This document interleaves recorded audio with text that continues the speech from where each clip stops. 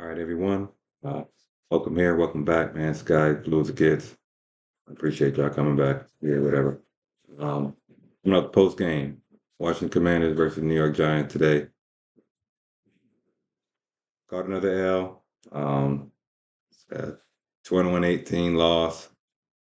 New York Giants found a new special way to beat the New York Giants today as we just decided that today we wanted to be that team that could lose to another team without them ever walking into our end zone and just kick us the field goal to that. And, and just at the end of the game, we'll all just be shredded and torn up from the thousands of little cuts of field goals going through the uprights. And that's pretty much what it was. And yeah, um, I think as far as the play that was on the field, though, was definitely a little better from last week against the Minnesota Vikings here. And that's both on the defensive side of the ball and the offensive side of the ball. Particularly some of the players that we might have seen out there last week, like Daniel Jones and maybe Kayvon Thibodeau, because he had just an empty day last week. But this week here, being better against the the Commanders in general. Um, expect a little better from the team, and I think we got that for the better part. Just go over some of it right quick. Just when I talk about somebody like Daniel here, as I normally do, I know I'm one of his naysayers, detractors, or what might some see as a hater or something like that, but whatever. Or just, somebody that looks at his play in a different way and kind of takes a different analysis of it. I think today was a little better for him, much better for him, actually, being honest. He was able to hit receivers and things like that. But in the scope of him actually playing at the position, I think it was just a better day. Much less of the panic behind the pocket, more trusting his own abilities as well as the playmakers out there, receiving group to just stay within that and not getting too flustered and being indecisive when it's time to make a throw. Anything like that. I think today he had better anticipation on many of them. The crossing routes, more intermediate stuff. There's occasion where, for instance, where he's taking just a normal rush on the drop back, and he steps up and he heads over to the right side here. As one of his danger areas is when step up, get through the first initial traffic of the edge. He'll get past that, and he'll step up into the pocket, maybe roll to the right a little bit, and then he gets to that area heading up to the sideline where he's got the time as he's moving over to see it, try to find somebody to get the ball to. And many of the times he's kind of been indecisive there and not let the ball go, even looking at the guys and maybe seeing if they're kind of open. But today he was able to stay within that and identify those opportunities more and to let the ball go pretty much. And today he's got the ball out with better anticipation, and it got to Malik Neighbors on many, many, many, many of those. As Malik Neighbors had about 10 catches today, maybe more. Um, and it was just a pretty good showing from him. Malik Neighbors made the catch there in that situation. This might not be the exact same pass to catch outcome on the yak, but Malik Neighbors, I've shown in that same situation where he's able to turn it upfield. And for a second there, it looked like, he's smoking guys and making some moves and like he's about to take it to house. And but, Commanders played some respectable defense today, man. St. Juice, I believe, made a big hit on Malik Neighbors here that put that whole idea his mango end zone to the stop right there. But great catch, good tackle. But Malik Neighbors got up, man, tough as could be. Took that hit, got up, ready for the next one. The refs, they made him come out for one play on that, or a couple of plays maybe, as he just checked him out initially. We're going to respect that because we want the player protected from themselves and everything. And even though he gets up and he's looking strong, we want to make sure that he doesn't let that put himself in danger of trying to do, just be the best player that he can and whatnot. But that was good. Daniel wasn't really trying to have him go off in that situation. He went over up to the ref and grabbed him like, "Hey man, where you taking him? Like this is my guy right here." And we're out here trying to make some stuff happen right now. What I'm saying? I need to make some stuff happen. Could you please not take him off the field? But think along with that, in that it just showed a better play from Daniel, even after some of these scoring drives, or maybe not scoring drives, staying on the sideline, which is things you probably understand he's already previously been doing on his time here.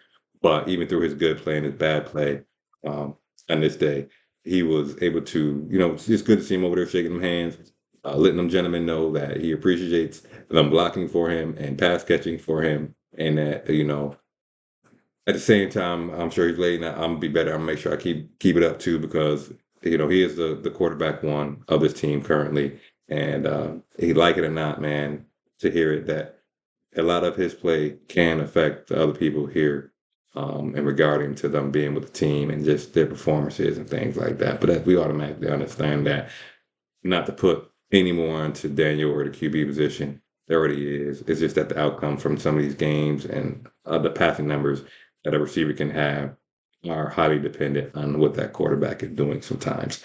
But today was a better showing.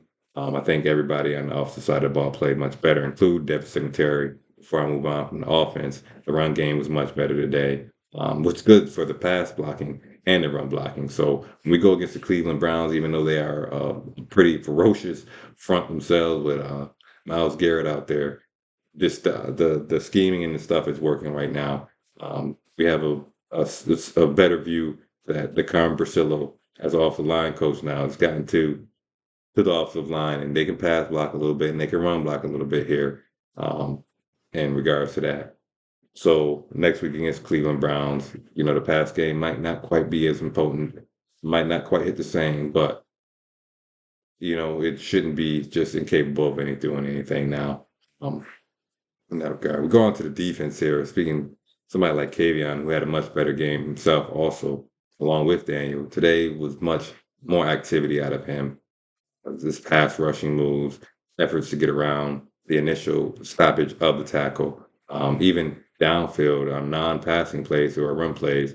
Kayvon Thibodeau is not normally a player that you will see downfield after a play has gotten past the line of scrimmage, 10, 15 yards down the field, making a wrap-up tackle on a running back or receiver or something like that. And some of that is just speed to keep up with a receiver. He's not like he's a linebacker out the line, but not like a cornerback. But much better day. There's a few occasions where he was that lone man who chased down the runner and brought him down. And again, you don't see that often, but now that that is in his wheelhouse, you hope that it's something that he can keep up and maintain, and not just use his pass rushing or his sack totals to dictate and kind of try to say, his impact in the game. Because there's many areas where in the smaller stuff that he can impact the game as well. And that was kind of the issue with his play probably in week one, is not seeing him as high motor about it when it came down to it. His motor's his motor, but just being engaged with the game throughout when he was on the field. And I think he did a much better there today. His QB hits were up, the pressure was up. He should have had, a sack or two, personal sacks or two. But if he's the first man there, Jaden Daniels not.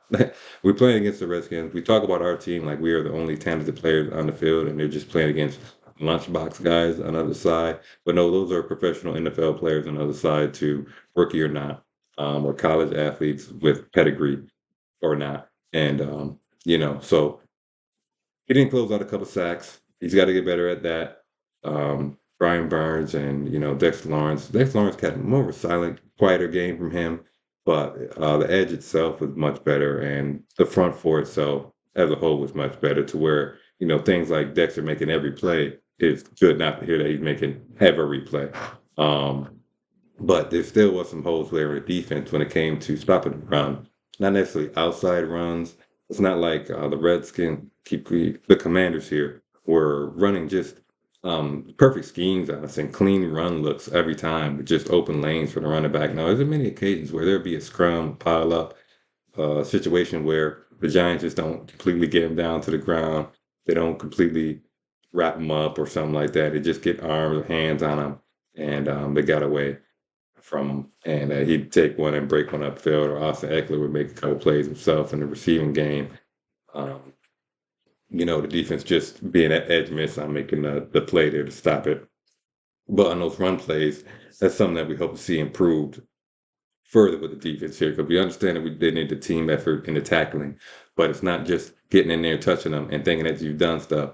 We're trying to get the ball out too because we can't rely on just the secondary here. Speaking of names about turnovers, just for them to snatch every pass out of the sky, right? Need the defense here, even when the ball is on the ground, to be able to punch the ball out, strip the ball away, things like that, to turn the pace of the game. So in those scrum situations, you hope that the defense is doing all they can to bring the man down primarily, but to also get the ball away from to extract the ball from him at the same time, whether that be a strip or a pretty good tackle. Like Drew Phillips did last week in the Minnesota game. Speaking of Drew Phillips, he had another great game today from the rookie here, along with Tyler Newman. Let's keep them together here. Good showing from the rookies, secondary guys here, man. Phillips is probably the best tackler in that secondary already when it comes down to it. But it's good there.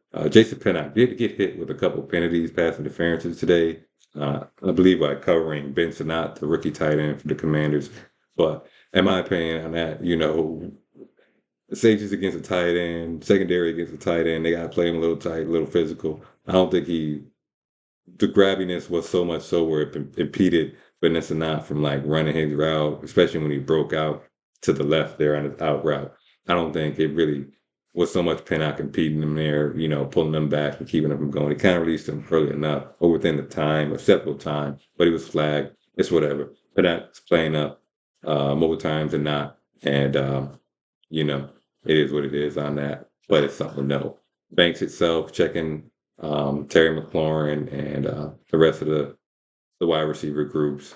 It was a good show, solid. It's not maybe it's hoping for is coming down interceptions and breaking up every pass and having 4 pass breakups or something like that, and tackles on tackles, but containing these talents is a thing too. And the cornerbacks, secondary guys, man, they're going to get smoked on a route in a game a lot of the time, even your lockdown dudes. So decent enough showing there. Hard on the other side to say is we're still trying to fill out our second man, but Drew Phillips is in there too. So when we say the cornerbacks from 1, 2, 3, to the nickel guy, better, much better today. Linebackers, not as much, man. And Michael McFadden was in there though early, man. Still not as healthy probably, but again showing his talent. But again, it comes down to the tackling man with his team. Jaden Daniels got away from him as well. Um, maybe it had to be cleaned up. But the team can get there. If they're not gonna take them all the way down and form tackling, it's trouble. And it's really kind of weird because the rules dictate how they have to go after sometimes. And the more stringent the rules get sometimes, the more it kind of puts defenders a little bit of in a bad, precarious situation when it comes to tackling properly and protecting themselves while doing it at the same time. So, McFadden made a tackle, kind of flexes back a little bit, but he was back in there, I think, later on and played more snaps in the game. Isaiah Simmons touched the field at one point as well. Man, the game today, man. Today was the coaching. Let's get into this quick as I close this out. Today was the coaching and the operational stuff. Graham Gano went out the game early on the kickoff. He got pulled up his, lame on his leg. He's an older player. He's on the backer end of his career as a kicker, man. No disrespect to his talent because he's a good kicker. He's an older man. This is not something that the front office or the coaching staff, the training staff didn't know before this game kicked off. All right. Graham Gano might let him know, 12 hours before the game or the day before, like, yeah, I definitely can't go, or I'm definitely going to be iffy. But before then, they weren't unaware of his status, his possible status in the game. So now we don't have the practice squad guy that got caught up, maybe spending cap to go get a free agent guy is another thing, but having a practice squad guy on there get caught up, game. They called him up like several times during the season without them being permanently on the roster. So even see him caught up for this game, maybe not back next game, and caught up at some point other, is still, you know what I mean? And then it came down to even the game script situations where they were only kicking field goals, and maybe they should have had more points being stopped in the red zone and catching them some false starts and getting pushed back and having to kick them field goals. But take advantage of that. When we score another touchdown, we scored touchdowns today. To not cap ourselves a little bit on that, went for the two. I felt like we maybe should have tried an extra point on one of those to extend it to give us 19 points to kind of make the Commanders not just have to settle for a field goal themselves at that point. That kind of puts them the pressure on them to get back into the red zone again. They were in there 3 times, caught the flags. There were 4 other occasions, 3 or 4 other occasions where they were not in that Arizona had to kick it. So that's another one where you make them try to make the play instead of our defense having to make the entirety of the plays to keep them from even kicking a field goal. Um, you know, but that's the coaching. That's the operational stuff that we're looking more into. And it's easier to look into that stuff when the quarterback is playing better, the defense players are playing better. I think that's it. I'll have more about it maybe, you know, later in the week. But this is getting long. I'm gonna cut it there. On the Cleveland, I did have this one as a loss in my predictions, but believe it or not, I have the Cleveland Browns as a victory for us next week. 0-2 right now, playoff thing is not, primary discussion that we should be having, I think, personally about this team. But it is a thing. So, 1-2 changes things. Hopefully we can get to 1-2. Close the kiss. Catch y'all next time. Thanks for coming by. Peace.